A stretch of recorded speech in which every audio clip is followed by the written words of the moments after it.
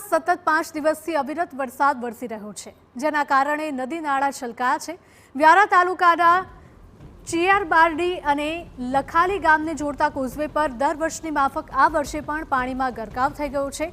Causeway પાણીમાં ડૂબતા ગ્રામજનો અને વિદ્યાર્થીઓને હાલાકી ભોગવવાનો વારો આવ્યો છે। તો ગ્રામજનોએ વ્યારા જવા માટે પાણી ઓસરવાની રાહ જોવી પડે છે, અથવા તો રસ્તો બદલીને 5 કિલોમીટરનો ધરમનો ધક્કો ખાઈને વ્યારા જવું પડે છે। કોઝવે પરથી પાણી ન ઓસરતા વિદ્યાર્થીઓ પણ શાળાએ જઈ શકતા નથી। લખાલી, ચીચબારડી અને રાણી આંબા, ઢોંગી આંબા, ભૂરીવેલ ગામોને લોકોને મુખ્ય મથક વ્યારા ખાતેનો સંપર્ક તૂટી ગયો છે।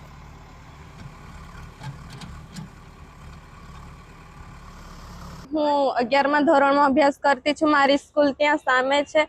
અમે અહીંયા દર વર્ષે વધારે પાણી ભરાઈ જાય છે, તો સ્કૂલે જવામાં તકલીફ પડે છે અને ફરીને જાય તો અમને બહુ જ વાર લાગે। આ બ્રિજ ઊંચો થઈ જાય તો અમને સ્કૂલે જવામાં સારું પડે।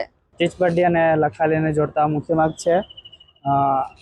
દર વર્ષે આ સેમ પ્રોબ્લેમ અહીંયાના લોકો ફેસ કરે છે અને બીજો અલ્ટરનેટિવ રસ્તો છે, પણ એ વધારે ફરી જવું પડે છે।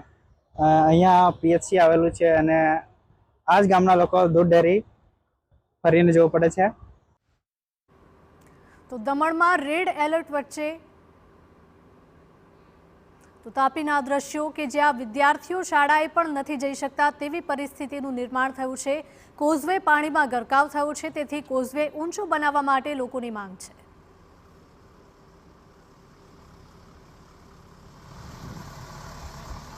હવામાન વિભાગની આગાહી બાદ આજે સતત 5મા દિવસે તાપી જિલ્લામાં વરસાદ પડી રહ્યો છે। વરસાદને લઈને કેટલાક વિસ્તારોમાં જે લો લેવલ કોઝવે પાણીમાં ગરકાવ થઈ જાય, તેવો જ એક લો લેવલ કોઝવે વ્યારા તાલુકાના ચીચબરડી અને લખાલી ગામને જોડતો લો લેવલ છે તે પાણીમાં ગરકાવ થઈ ગયો છે। હમણાંથી 2 કલાક પહેલા આ જે લો લેવલ પરથી લગભગ 3 ફૂટ જેટલું પાણી વહી રહ્યું હતું તેવું સ્થાનિકોનું કહેવું છે।